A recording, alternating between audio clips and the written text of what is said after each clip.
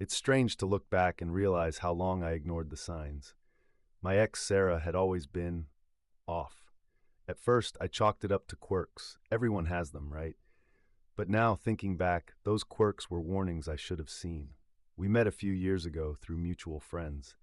Sarah was charming, funny, and had this energy about her that was hard to ignore. She was the kind of person who could light up a room, and I fell for her fast.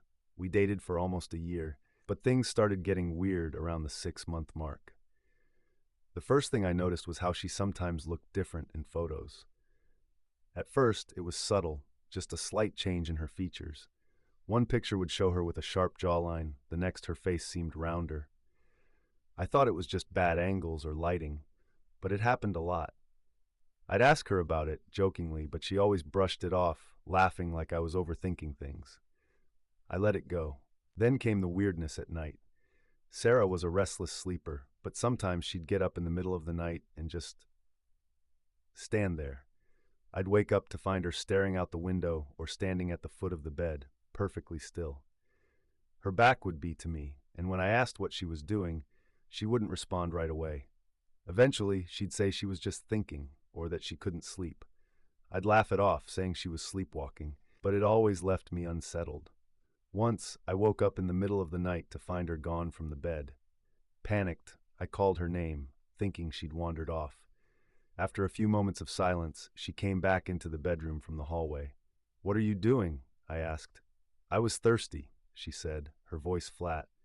But something was off. Her voice didn't sound like hers. It was close but not quite right, like someone was imitating her.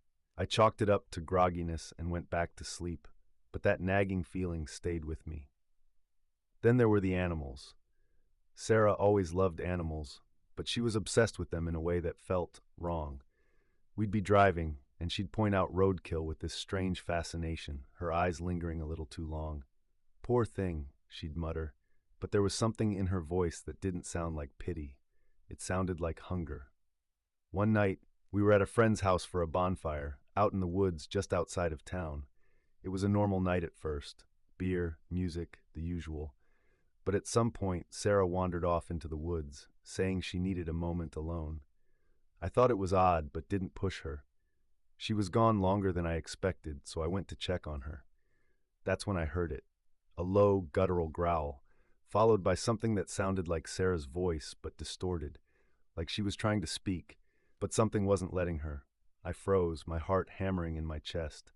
I called out her name, and after a few seconds she emerged from the trees, looking pale and disoriented. "Are you okay?" I asked, trying to keep my voice steady. She smiled, but it didn't reach her eyes. "Yeah, just needed